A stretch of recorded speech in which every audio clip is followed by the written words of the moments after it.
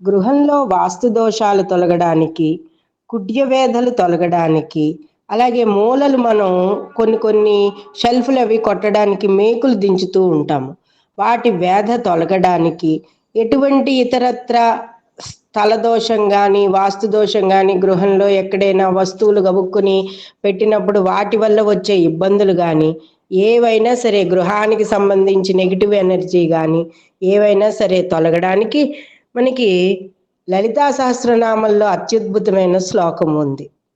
లలితా సహస్రనామంలో 178 కూడా అనేక సమస్యలని నివారించేది. ఆరోగ్యపరమైనవి, సూక్ష్మతత్వం కలిగి ఉన్నవి, బీజాక్షరతత్వం కలిగి ఉన్నది, శ్రీ విద్యోపాసనా మంత్రాలతో కలిగి ఉన్నవి.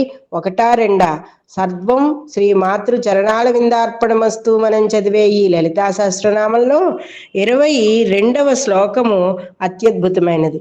గృహంలో ఎటువంటి అశాంతి ఉన్నా కూడా, ఎటువంటి వేదనలు ఉన్నా కూడా, అప్పుల బాధలున్నా కూడా ఈ ఇంటికి వచ్చాక మనకి ఇబ్బంది అవుతోంది అని అనుకోకుండా ప్రశాంతంగా ఉండాలి అంటే సుమేరు మధ్య శృంగస్థ శ్రీమన్నగర నాయక చింతామణి గృహాంతస్థ పంచబ్రహ్మాసన స్థిత. ఈ శ్లోకాన్ని లలితా సహస్రనామంతో సంపుటీకరణ చేస్తూ చదువుకోవడం వలన ఇంట్లో గృహశాంతి, గృహ సౌఖ్యము, ఇటువంటి గృహంలో వాస్తు దోషాలు, వేదలు ఏమున్నా కూడా తొలగిపోతాయి.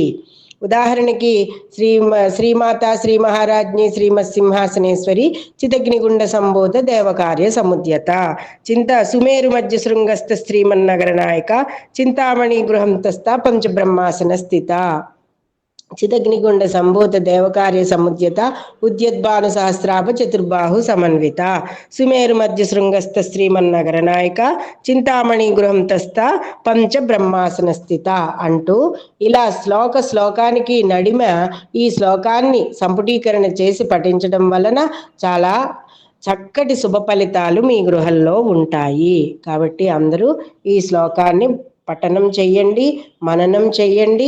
ప్రతినిత్యం కూడా కనీసం ఒక 48 నిమిషాలు దీన్ని చాంటింగ్ చేయడం వలన మీ అందరికీ కూడా, అది అద్దెళ్ళ వాళ్ళైనా సరే, సొంతిళ్ళ వాళ్ళైనా సరే ఇది చేసుకొనవచ్చు.